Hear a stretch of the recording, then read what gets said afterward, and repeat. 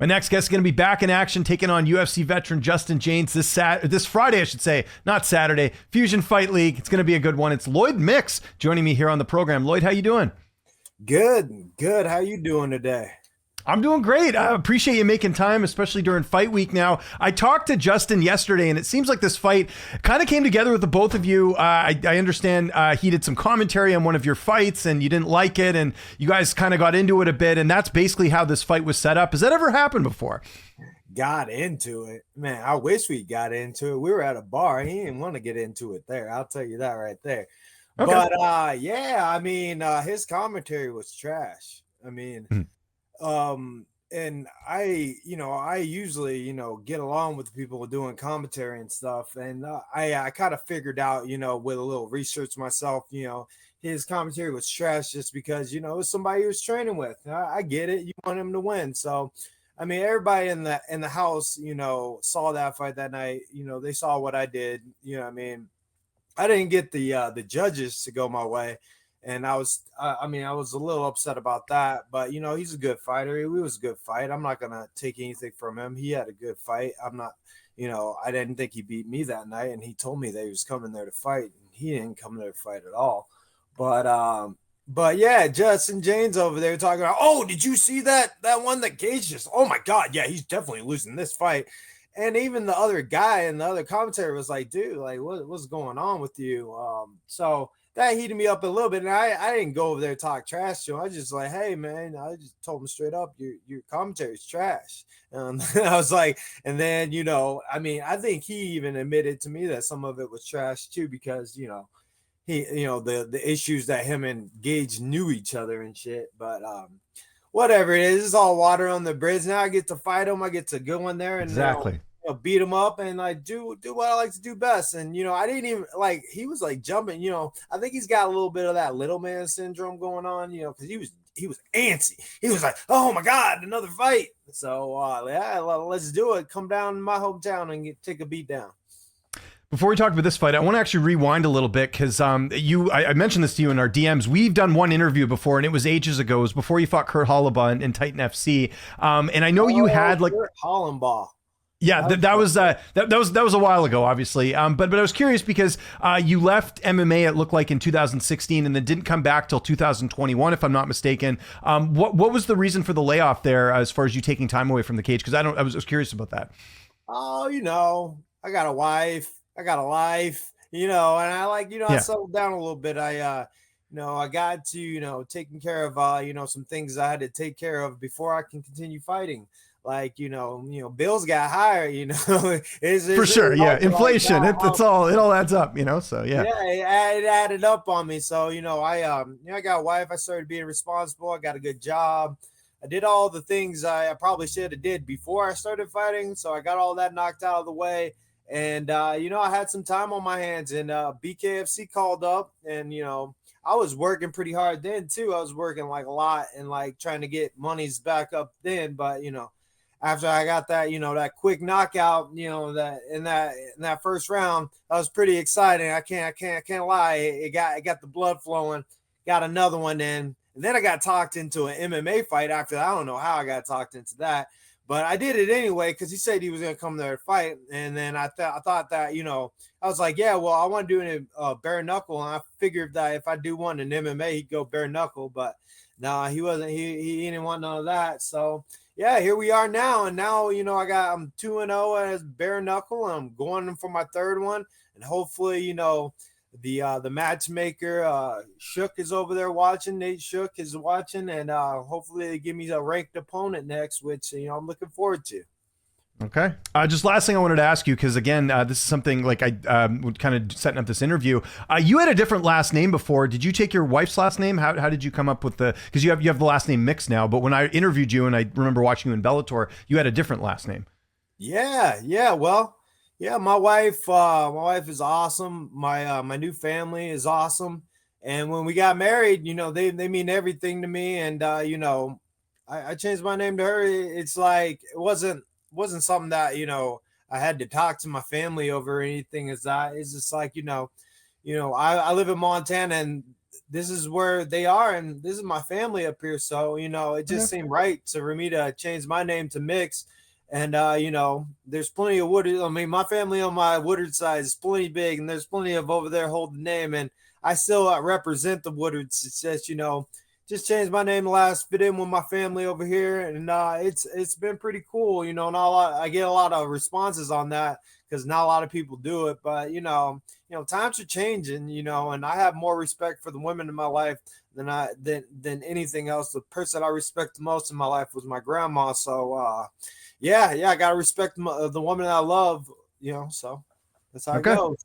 Well said. Let's talk about Justin. How do you feel like your style matches up against his? Obviously, it's a bare knuckle fight, so gonna be just striking only. But what do you make of him as an opponent? I mean, I've been watching his fights, as like I should, so have a good game plan of what to expect. And he's a valid, tough opponent. He can take a punch. I like it. That spinning back kick, they got kicked to the head, spin him clean around. I don't know if you saw that fight. He was like face forward, and he lasted for a little bit. So I'm expecting for him to have a tough chin. I'm expecting him to be a tough guy. I mean, he's got heart. He, he's willing to put it all on the line. If you read stories about him, you'll know that. And the guy's a gamer, and I respect that. And I'm totally ready to get in there. I mean, he has been talking a lot. I mean, I know he's just pumping up the fight, but I don't think he doesn't quite feel the situation because he's like, oh yeah, we can be cool and stuff. Right now, man, I'm looking to end you, bro. I'm not a laughing matter. So I'm just really excited to get in there. I'm based on his personality and stuff, and based on my personality, I just wanted to clash together. And it's his first bare knuckle, so I'd like to take advantage of that. But he seems to be tough. We'll see how much he can take. Yeah, it's going to be a great fight. Take me a bit through camp. Who are some of your main training partners who's helping you get ready for this fight? Well, in Montana, we're not the reason why Justin Jaynes moved out of Oregon was because, we ain't got a lot of big schools and stuff. And I ain't never had a lot of big schools or a lot of people out here to train with. I mean, we've had some big names come out of here for sure. But as of right now, I'm training with a Grizzly player by the name of Garrett Gaines. He's fighting on the card that night. I'm also training with the Dog Pound and all the normals over there. We got, Holden Kettering, who's also fighting on the card. We got Tyler Putty, who's fighting on the card. I haven't for this camp, but usually I tried to make it up to Brownie and go train with my brothers up there. I didn't make it for this camp, but hopefully for my next fight, I'll be back up there training with those guys, Derek Azure and all those guys up in the Blackfoot. Yeah, I guess that's a couple of guys I'm training with. A lot of, as you know, us mountain men, we like to do a lot of our training solo. So I've got a 50-mile race that I'm running here in 6 months. So I've been doing a lot of road work with that too. So, we get it in. How's this fight playing out on Friday? How do you see it unfolding? How do I see it unfolding? Well, I see me going in there and doing whatever it takes to win. And I don't promise, Montana that, he's going to be out of there like that. But I can promise Montana that they're going to get the best Montana fighter that they can get out of me, because I know I go in there to represent my town. I go in there to represent my state. And this guy, he needs an ass whooping. So, the fight's going to go like this. I'm going to get in there. I'm going to go at him. I know he comes forward, which I like. I got distance on him. I'm not going to go back. I'm staying right there. We're going to trade some blows, and we're going to see whose chin's harder. And, those bare knuckles, I guarantee you, man, somebody's going down. And I guarantee you I'm getting back up, but we'll see how tough he is. Let's see if he can get back up. Where does a win put you? What's next after this fight? Well, like I was saying to you before, it was a big goal of mine to run 50 miles and have a fight kind of within the same time, so I can be training for both of them at the same time. And this is actually a step to a further goal that I want to hit. I want I want to run 100 miles and fight at 145. It's been a while. It's been since I last talked to you, since I fought at 145, actually. That's right. Yeah. So it's been a long time since I went down to that weight. But you know, that 100 miles would probably help it out. And you know, the 100-mile things is a big accomplishment that I want to get out of my way. And the fighting is just like kind of the cherry on top because I love fighting. I mean, there is one fight that I want really bad, but it seems impossible. Everybody knows in the BKFC who I want and stuff, and I don't see that guy coming over, but it could happen. And I'm telling you, I'm gonna keep fighting. If that shot comes over, I'm gonna take it. Who do you want to fight? People might not know. People want to know. Now this is gonna sound real crazy. Like my first ever loss came to okay. I know where you're going with this. Yeah. Yeah, we came to a really good fighter, and like I really felt I was invincible before I fought him. And you went the distance with him, just to be fair. I mean, that's a good, you know, in the sense, like, he's finished a lot of fighters. So the fact that you even went the distance with him, I think is very impressive, fighter. Man. Tough. Yeah. Toughest fighter I've fought, you know. I want that fight back. And for you guys who don't know, it's Michael Chandler. Michael Chandler's been chasing around like Conor McGregor for a long time to get that fight.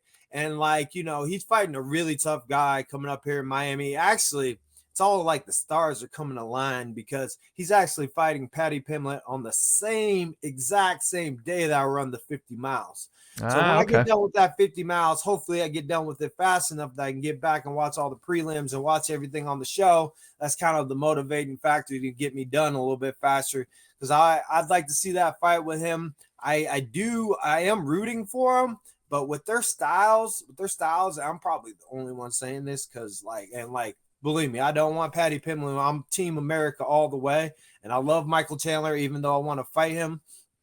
But I think Paddy the Baddy has way too much jits, and he's too smart with his game planning to lose to somebody who is like he's going to be a gladiator. He's going to entertain. We know how Michael Chandler fights, so I have a feeling he's going to get kind of caught just like Tony Ferguson did. And I mean, and in my head, if that actually happened and all the stars align, maybe you'll come chasing Conor McGregor in the BKFC. There you go. Conor McGregor in the BKFC. I want to be a ranked guy because he knows I want. They know I want a piece. Everybody knows I want a piece. Just last question. This year, Bellator closed its doors. You were part of one of the original Bellator groups with the tournament and all that stuff. You know, kind of looking back, what are some of your favorite memories of Bellator? Because I enjoyed your era the best with Bjorn Rebney with the tournaments. I thought that was such a cool thing when they were like building up their own talent instead of bringing over fighters all the time. What's sort of your biggest highlight looking back in your Bellator career? Man, Bellator was amazing. Bellator was an amazing ride. I mean, you got some good characters because, you know, they're picking the guys that they can get. And I was so blessed with the opportunity that they gave me to get up on that stage and perform for them. And in Bellator, it was also like, you know, you had to win a tournament. You had to go out there and prove yourself. So I'm going to miss Bellator. When Bjorn, I really loved Bjorn. When Bjorn left, like, I mean, I quit getting calls from him. But I love Bellator. I think they're a great organization. It's too bad that you know they're leaving now because that's just less fights out there. But at the same time, you know, things happen. It's better to have those fighters who are over there have more quality competition at other events too. So. I mean, it was a good time. It was a good time. I'll miss Bellator very much, and you know, but you know, it's hard to beat BKFC. It's hard to beat the action. It's hard to beat you know, for fighters. It's hard to beat like less injuries. Actually, I mean, it sounds really hard. It sounds like that's not the case, but it's actually really the case when it comes to bare knuckle boxing due to like grappling, and it's always something nagging like that. So. Like, I feel really comfortable at where I am. And like, you know, I'll go, like if Chandler said you want to do an MMA fight, I'm gone. You know what I mean? I just want the chance again to fight the guy who proved to me that I was he proved me I wasn't invincible. You know what I mean? And, you know, I just like to give a good performance against him. I mean, is it likely to happen? Probably not, but I'm gonna be still in there, putting on good performances and waiting on a shot if it does. Lloyd, this was awesome. Maybe next time we won't do a 12-year gap in between interviews. I was just looking back. That's how long it's been, man. It's crazy. Yeah. Woo! So we're looking forward to it. Fusion Fight League coming up here this Saturday in Montana. If you can't make the card, you can watch it on Spectation Sports. That's your home for all the best MMA content. Lloyd, appreciate the time, man. If there's anyone you want to thank before we get out of here, any sponsors, any social media you want to mention, I'll give you the last word. Yeah. I'd like to thank everybody in Montana. Montana is my biggest sponsor because you have loved me for so long that I feel like you're rocking on my shorts no matter what I do. And then also I got a sponsor. It's actually, one that I'm not typically used to, but it's Stokes. They got some of the best weed down here in Missoula. So go get your Stokes on in their dispensary here. They're awesome. They put a lot of money into the fight. You'll see there on and I'm really appreciative of them just, putting money into the fight and actually giving me money too to continue my career. And anybody else I want to thank? Yeah, I want to thank all my coaches and stuff. And make sure, like, if you're in Missoula, or if you want to come out here, or if you want to get, support me, hit me up on Facebook. Come to the fight. I'm selling tickets, guys. I'll even throw my number out here, 406-241-0533. You text me up, I'll get you tickets. You want to sponsor me, any kind of involvement you want, man. I'm all about the growth of MMA. And I know I ain't going to be around forever because I got 40 years, but I'm going to be around as long as I can. And don't be surprised if I'm Mike Tyson's age over here.